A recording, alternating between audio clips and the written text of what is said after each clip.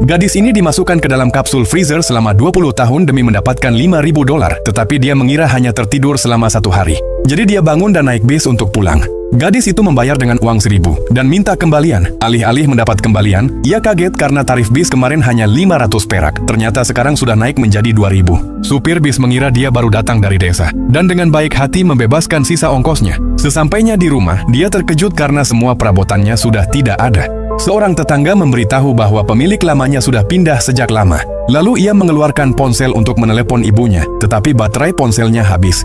Gadis itu pun pergi ke toko ponsel. Petugas mengatakan bahwa pengisi daya untuk ponselnya sudah lama tidak diproduksi. Ia bersikeras bahwa ponselnya baru dibeli 3 hari lalu, namun petugas toko mengira dia mengada-ngada. Kemudian gadis itu pergi ke kantor polisi untuk mencari keluarganya. Polisi meminta dia menunjukkan kartu identitasnya untuk membantu penyelidikan.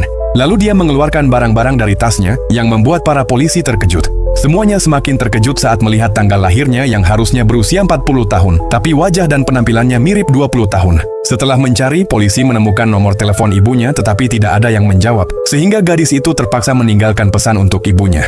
Kemudian dia pergi ke sekolahnya dan melihat orang-orang menggunakan ponsel aneh. Mereka bisa menjawab telepon hanya dengan menyentuh benda di telinganya. Dia semakin terkejut saat melihat spanduk bertuliskan tahun 2019, dan baru sadar dia telah melewatkan hidupnya selama 20 tahun.